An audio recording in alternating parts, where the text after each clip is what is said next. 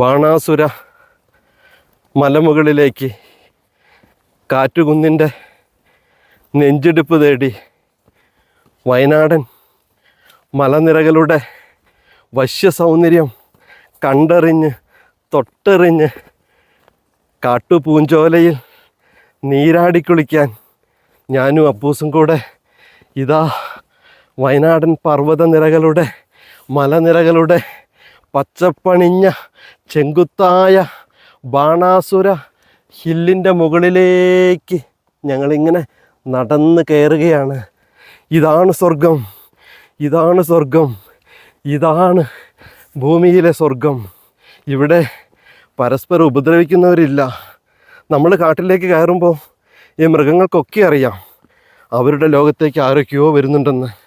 നമ്മളെ അവർ കാണുന്നുണ്ട്, അവരെ നമ്മൾ കാണുന്നില്ലെന്ന് മാത്രം. പരസ്പരം ഒരു മ്യൂച്വൽ അണ്ടർസ്റ്റാൻഡിങ്ങിൽ ഞങ്ങളിങ്ങനെ മൃഗങ്ങൾക്കിടയിലൂടെ മലനിരകൾക്കിടയിലൂടെ ഞങ്ങളിങ്ങനെ യാത്ര പുറപ്പെടുകയാണ്. എന്തു ഭംഗി! എൻ്റെ വിയർപ്പ് തുള്ളികൾ കണ്ടോ?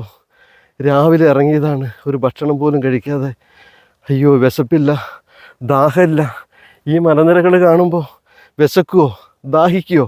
നോക്കൂ, താഴെയുള്ള ആ പൂഞ്ചോലകൾ കാണുന്നുണ്ടോ? കാട്ടരുവി കാണുന്നുണ്ടോ? വെള്ളച്ചാട്ടം കാണുന്നുണ്ടോ? എന്തൊരു ഭംഗിയാ! നമുക്ക് വിശപ്പില്ല, ദാഹമില്ല. ഓ, ഈ ഒരു ഫീല് അത് പറഞ്ഞറിയിക്കാൻ പറ്റില്ല. ഈ കൊച്ചു ക്യാമറയിൽ ഒപ്പിയെടുത്താലും തീരില്ല. അത് കണ്ടറിയണം. വീടിൻ്റെ സുരക്ഷിതത്വത്തിൽ നിന്ന് ഒന്നിറങ്ങി വായോ ഈ കാടിൻ്റെ മക്കളുടെ ഇടയിലേക്ക്. നല്ലൊരു അനുഭവമായിരിക്കും അത്. Be happy.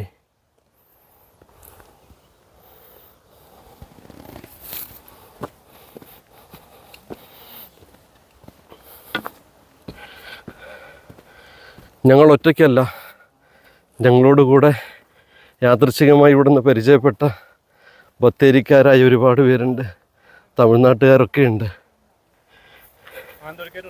മാനന്തവാടിക്കാരുണ്ട്. പ്രിയപ്പെട്ടവരെ, നിങ്ങൾക്ക് പരിചിതമായ ഒരു മുഖമുണ്ട്, വിനായകയിലെ ഗോപകുമാർ ഡോക്ടർ.